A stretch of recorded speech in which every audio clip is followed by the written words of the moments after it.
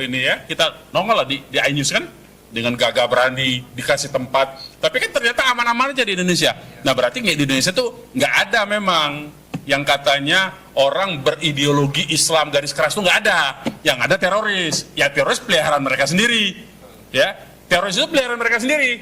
Yang anak-anak bodoh dikompor-komporin jadi melakukan, kemudian ditangkap juga sama dia, kan bodoh itu namanya. Dikompor-komporin mau, tapi ditangkap juga sama dia itu. Nah itulah teroris versi mereka. Jadi pengantin. Jadi apa namanya di Indonesia ada badan peternakan teroris itu namanya.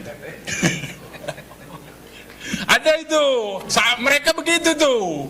Jadi ada yang tugasnya memprovokasi, melakukan radikalisasi, ada yang tugasnya nangkep. Memang terpisah itu.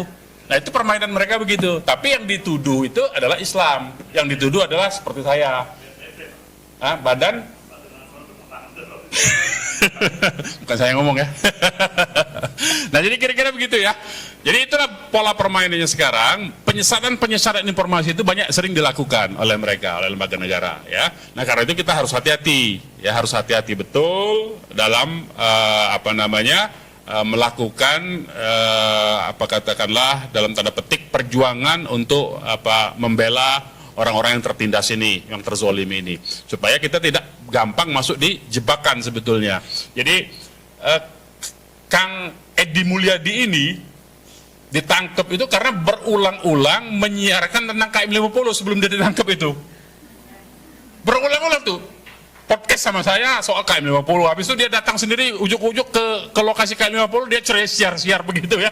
Akhirnya memang waktu saya ditangkap ditanya dia, itu siapa yang dimulai, kenapa dia, akhirnya kan yang ditangkap waktu itu dijadikan bukti semua produk podcastnya kan, akhirnya dibongkar. Jadi bukan karena IKN ya, selain IKN itu kan karena menyinggung Jokowinya juga. Jadi Jokowi itu memang bajingan tololnya memang luar biasa itu, udah jahat ya, sudah jahat, bajingan tolol lagi kalau kata Rocky Gerung itu ya. Saya ngutip Rocky Gerung aja soalnya. Nah jadi hal-hal yang demikianlah sebetulnya yang terjadi di negara kita, dan sampai hari ini belum pernah dimintain pertanggungjawaban karena kekuatan Jokowi ini memang masih luar biasa. Dan dia sedang memainkan permainan untuk mendorong anaknya supaya jadi RI1 sebetulnya sekarang ini. Nah kita sudah berupaya dalam konteks KM 50 ini untuk kita sudah buat laporan sebetulnya ke ICC. ICC itu lembaga internasional resmi, pengadilan pidana internasional. Dia berlokasinya di Den Haag ya, di Belanda. Jadi mudah-mudahan nanti komunikasi dengan ICC ini akan berlanjut. Sekarang ini masih dalam tahap verifikasi ya, bukti-bukti yang kita ajukan masih diperiksa. Mungkin nanti suatu saat akan ada tiba saatnya sebagaimana mantan